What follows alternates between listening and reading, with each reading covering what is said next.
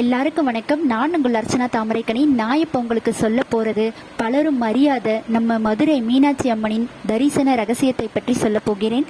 வாங்க தெரிஞ்சுக்கலாம். உலக புகழ்பெற்ற கோவிலாகவும் சக்தி வழிபாட்டில் மிக முக்கியமான கோவிலாகவும் விளங்குவது மதுரை மீனாட்சி அம்மன் கோவில். கட்டிடக்கலை, சிற்பக்கலை ஆகியவற்றிற்கு மட்டுமல்ல, பல அதிசயங்களையும் ஆச்சரியங்களையும் உள்ளடக்கியதுதான் நம் மதுரை மீனாட்சி அம்மன் கோவில். அன்னை மீனாட்சியை பற்றும் பலரும் தெரியாத, ஆனால் இங்கு நடக்கும் மீனாட்சி உற்சவங்களை பற்றி, அதற்கு பின்னால் வரும் அதிசயங்களை பற்றியும் தெரிந்து கொள்வோம் வாங்க. அன்னை மீனாட்சியிடம் என்ன குறை, என்ன பிரச்சனை என்று முறையிட்டால் அது உடனடியாக தீர்ந்துவிடும். ஆனால் ஒரு குறிப்பிட்ட நேரத்தில் அன்னையை தரிசிப்பவர்களுக்கு கைமேல் உடனடியாக பலன் கிடைக்கும் என்ற ரகசியம் பலருக்கும் தெரியாமல் தான் உள்ளது. எந்த நேரத்தில் தரிசித்தால் என்ன பிரச்சனை தீரும், எந்த வேண்டுதலுக்கு என்ன பலன், எப்படி வழிபடலாம் என்பது பற்றி இங்கு தெரிந்து கொள்ளலாம் வாங்க. பல கோவில்களில் தெய்வ சிலைகள் பல வண்ணங்களில் நிறம் மாறும் அற்புதங்களை நாம் பார்த்திருக்கிறோம். அதே போல சில தெய்வங்களை சில குறிப்பிட்ட அலங்காரங்களில் சில நேரங்களில் தரிசனம் செய்தால் நல்ல பலன் கிடைக்கும் என்பது நம்பிக்கை. வாழ்க்கையில் மாற்றம், வளர்ச்சி ஆகியவை ஏற்படும் என்பதும் நம்பிக்கை. பழனி முருகன் கோவிலில் முருகப்பெருமான் காலையில் ஆண்டிக்கோலத்திலும் மாலையில் ராஜ அலங்காரத்திலும் காட்சி தருவார். அதே போல சோட்டானிக்கரையில் பகவதி அம்மன், பார்வதி தேவி, லட்சுமி மற்றும் சரஸ்வதி என 3 விதமாய் காட்சி தருகிறாள்.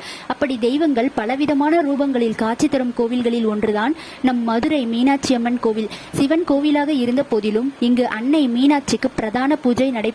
மதுரை மீனாட்சி அம்மன் கோவிலில் கருவறையில் பலரும் அறியாத பல ரகசியங்கள் நடைபெற்று வருகிறது.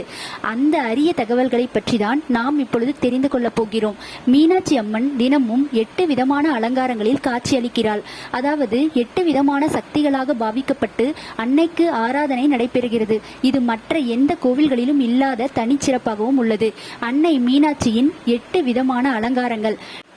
நடை திறப்பின் போது பாலாம்பிகையாகவும், அதிகாலையில் புவனேஸ்வரி, காலையில் கௌரி, மதியம் ஷியாமலா, சாயரசையில் மாதங்கி, அர்த்தஜாமத்தில் பஞ்சதசி, பள்ளியறை செல்கையில் சோடசி, திருவனந்தல் பள்ளியறையில் மகா சோடசி, இப்படி 8 அலங்காரங்களில் தினமும் மீனாட்சி அம்மன் காட்சி தருகிறாள். அன்னை மீனாட்சிக்கு தினமும் 5 கால பூஜைகள் நடைபெறும். அந்த சமயங்களில் மேலே சொன்ன 8 அலங்காரங்களில் அன்னை காட்சி தருவதை காண முடியும். காலையில் சிறுமி போன்றும், உச்சி வேளையில் மடிசார் புடவை அணிந்தும், மாலையில் தங்க கவசம் மற்றும் வைர கிரீடத்திலும், இரவு அர்த்த ஜாமத்தில் வெண்பட்டு புடவை அணிந்தும் அன்னை காட்சி தருகிறாள். ஒரே நாளில் இந்த 8 ரூபங்களிலும் அன்னை மீனாட்சியை தரிசனம் செய்பவர்களுக்கு மறுபிறவி என்பதே கிடையாது. புண்ணியம் செய்தவர்களுக்கு மட்டுமே அன்னையின் இந்த 8 அலங்காரத்தையும் ஒரே நாளில் தரிசனம் செய்யும் பாக்கியம் கிடைக்கும் என்பது பக்தர்களின் கோடான கோடி நம்பிக்கை. மதுரையில் அன்னை மீனாட்சிக்கு அபிஷேகம் பூஜைகள் நடந்து முடிந்த பிறகே சுந்தரேஸ்வரருக்கு பூஜைகள் நடத்தப்படும். பக்தர்களுக்கும் முதலில் மீனாட்சி அன்னையை வழிபட பிறகே சுவாமி சன்னதிக்கு சென்று சுந்தரேஸ்வரை தரிசிப்பார்கள். மீனாட்சி அம்மன் கோவிலில் நடக்கும் உற்சவங்களில் அனைவரும் வாழ்நாளில் ஒரு முறையாவது அவசியம் காண வேண்டிய சிறப்பான உற்சவம் பள்ளியறை பூஜையாகும். இது மற்ற சிவன் கோவில்களில் நடப்பது போல் சாதாரணமாக நடக்காது. மல்லிகை பூவால் கூடாரம் போன்ற அலங்கரிக்கப்பட்ட பல்லக்கில் வெண்பட்டு உடுத்தி வெண்தாமரையால் அன்னையில் பாதங்கள் அலங்கரிக்கப்பட்டு தாயார் தனது சன்னதியிலிருந்து புறப்படுவாள். சுவாமி சன்னதி அன்னைக்கு சென்றதும் பள்ளியறை பூஜைக்காக சுந்தரேஸ்வரரின் வெள்ளி பாதுகைகள் சுவாமி சன்னதியிலிருந்து பள்ளியறை வரும். அன்னை மீனாட்சி காத்திருக்க பாதுகைகள் வந்த பிறகு விசேஷ மூக்குத்தி தீபாராதனை நடைபெறும்.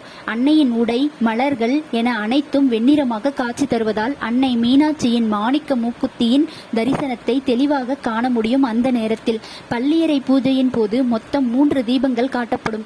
அதில் கடைசி தீபம் அன்னையின் முகத்திற்கு மிக அருகில் காட்டப்படும். அந்த சமயத்தில் பவள வாயில் புன்னகையுடனும் முகத்தில் நாணத்துடனும் காட்சி தரும் அன்னையின் முகத்தை தரிசனம் செய்ய முடியும்.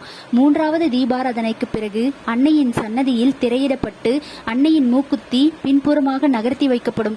அதாவது அன்னை மீனாட்சி அணிந்திருக்கும் மூக்குத்தி ஒரு சிறிய தங்க சங்கிலியுடன் இணைக்கப்பட்டிருக்கும். இந்த சங்கிலியின் மற்றொரு முனையை அன்னையின் பின்புறம் இணைக்கப்பட்டிருக்கும். அதை நகர்த்தியதும் மூக்குத்தி பின்புறமாக நகர்ந்துவிடும். மூலஸ்தானத்தில் இருக்கும் அம்மனின் மூக்குத்தி நகர்த்தப்பட்ட பிறகே அன்னையின் சார்பாக அன்றைய கட்டளைக்கான பட்டர் பள்ளியறை பூஜைக்கு ஈசனை வரவேற்கச் செல்வார்.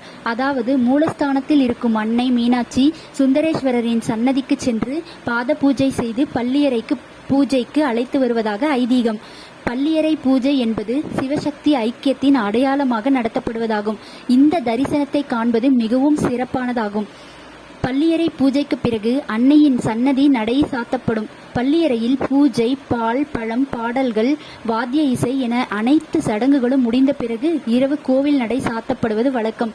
இந்த பள்ளியறை பூஜையில் கலந்து கொண்டு அங்கு தரும் அபிஷேக பாலினை அருந்தினாலோ, பள்ளியறை பூஜைக்கு பால், பழம் வாங்கி கொடுத்தாலோ கணவன் மனைவி ஒற்றுமை அதிகரிக்கும், பிரிந்திருக்கும் கணவன் மனைவி ஒன்று சேருவார்கள் என்பது நம்பிக்கை.